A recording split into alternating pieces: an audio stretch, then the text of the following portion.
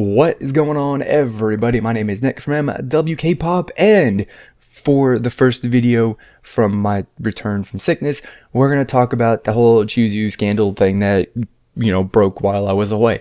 And this was super fun for me because it's the actual first ever scandal that actually has some sort of meat and content to it, as opposed to like people are just mad because another group has the same light stick color and stuff like that. This is serious as opposed to trivial and silly. That's the only reason why I like it. Other than that, this is absolutely horrible. So you already know how this goes. The Taiwanese singer Huang An is bored at home one day and feels that he needs a little bit of attention, so he picks out the poor K-pop idol to imply that she is a supporter of a Taiwanese independence. And of course, China doesn't like that. The Chinese people don't like that, and they lose their shit over it. And they absolutely attack her.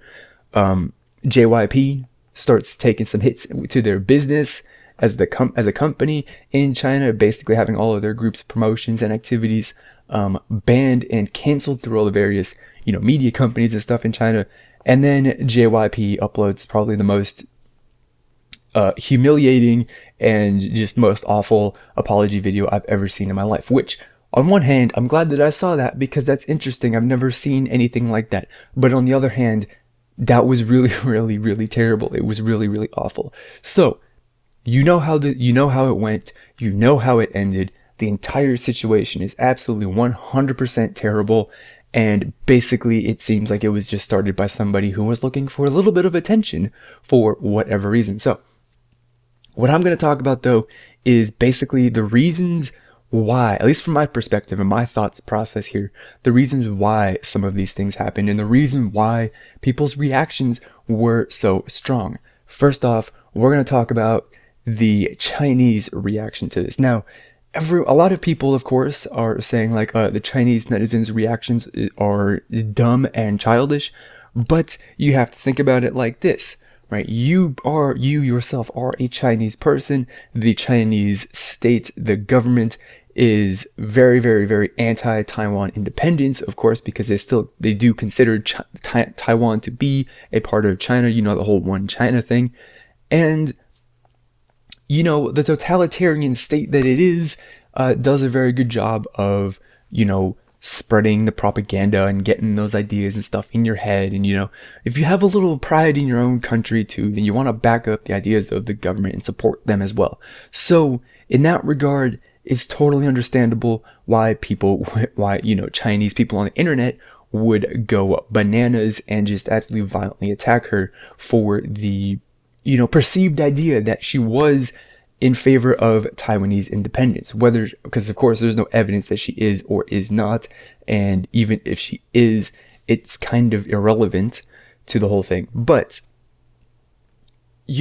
that's the way it goes. Naturally, the government is going to want to crush any sort of idea or talk of that on a large scale as well. So that's how you get a little bit of the hostility there. And then, of course, to punish the source of those rumors and that talk, then Chinese media will, of course, as happened, cancel business with said company as a way of saying like, hey, that was bad. You need to, keep control of your people and kind of consider our feelings, because, the totalitarian states of the world have their feelings hurt very easily. So you need to be very, very careful about that. So, and that's the thing.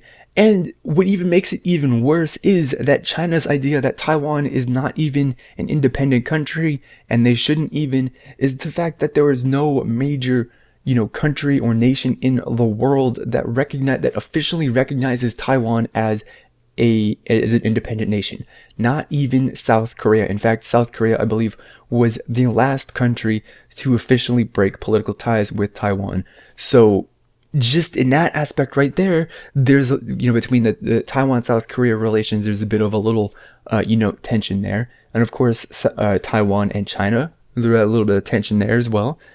And the whole triangle is just absolutely bad, and everyone was pissed at each other at some point. So, that is, the whole reason, I would say, for that whole Chinese response. It's crazy. It's totally over the top from my point of view, from an outsider's point of view. But if I were Chinese, I would totally have had similar thoughts.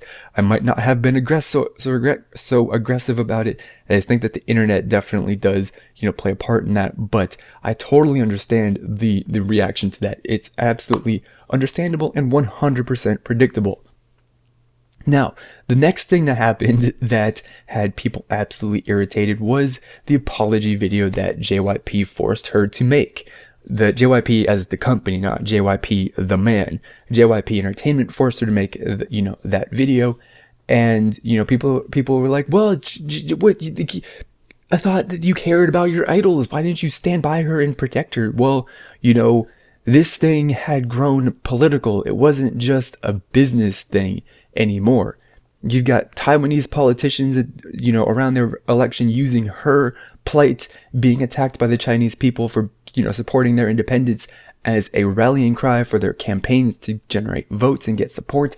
That pisses off the Chinese. The Chinese don't particularly like that, and Korea is caught in the middle of it. Korea, in an ideal world, would like to be friends with China because Korea has a very, very large export economy they export a lot of things to China, a lot of, parts that are used in China's manufacturing economy. They are very, very closely, tied economically. So South Korea and China definitely would like to maintain a good relationship because, like I said, and like you probably know, the totalitarian governments of the world are very, very fragile, and they can be set off and pissed off very, very easily, that things will not go in your favor. And with China being the most powerful one in the world, you really don't want to make them mad, which is also a reason why nobody recognizes Taiwan as an independent country. So I don't think that this was entirely a business plan. I think this was mostly political. I definitely do believe that JYP Entertainment got a call from the South Korean government and was like, hey, this is hurting our relations with China. They're a little mad at you and us at the moment. Get it under control. And the reason why is because business-wise, it would have hurt JYP in the short term, but as with any sort of internet drama or things that aren't really founded in any sort of real fact, that are total fiction, they would have blown over at some point. JYP artists and idols would have been allowed to do business in China once again because they are very, very popular. They are, what the Chinese K-pop fans want to see. So it only makes sense that, at some point the Chinese TV, networks and stuff like that would want them back. Also, there is the fact too that the international, K-pop fandom does a very, very good job of distributing Korean promotions for those groups in whatever language you possibly want. If you're Chinese and you want to watch Twice on whatever music show or variety show that they were on, you can get it in Chinese very, very shortly after that it has happened. So promoting in Korea is just as good as promoting in China. It's not as, I shouldn't say it's just as good, but it is, about as good as promoting in China because of just how accessible, the fans make K-pop. So ultimately, if JYP had just done like, I think that they were planning on doing and just, weathering the storm, just like it's going to be rough for a little bit, but at some point people are going to forget. China is going to get over it, and then things would go back to normal. And in fact, just today I saw that the Chinese, state, the government has said she's not even, that Tzuyu is not even a, Taiwanese independence supporter. They don't believe that at all. They don't, follow that, and they definitely are more on the side of JYP than Hwang An. And that right there goes to show you that if they just held out for a little bit, I don't think that they had bowed to the political pressure that I think that was being put on South Korea, or South Korea was, feeling for some reason that, that apology video wouldn't have been made. JYP wouldn't have posted that personal apology on, whatever the site is, and things would have gone back to normal. This week, a week after it happened, everything would have gone back to normal, and JYP would be, promoting and making money in China once again, because they're gonna be back in China very, very soon. So there you go. That's just my take on it. Of course, the entire thing is absolutely terrible. It shouldn't have even happened in the first place.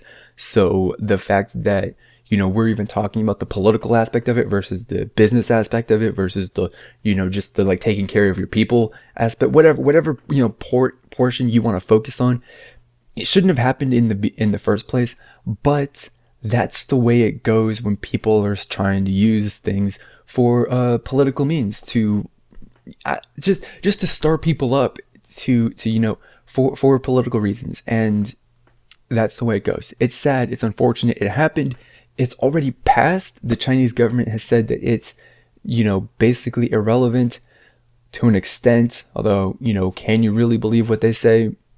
Who knows exactly. But there you go. Those are my thoughts and opinions. Hopefully that right there is a different take on the story than you were thinking or expecting, or you've heard from anybody else. Hopefully it's different. So there you go. Thank you, as always. Let's do this again. My whole outro bit, because I just screwed that up, didn't I? Anyway, let's do it again one more time. So as always, I want to thank you for watching, and I will see you all next time. Goodbye. Japan, Actong musician, and Lehigh, after some very, very extensive time away from the music scene, are supposedly preparing for their comebacks. Lehigh has been rumored, or has been revealed to be working with High Ground, which is Tableau's sub-label under YG, since I think the middle of last year or something, so that's not really too much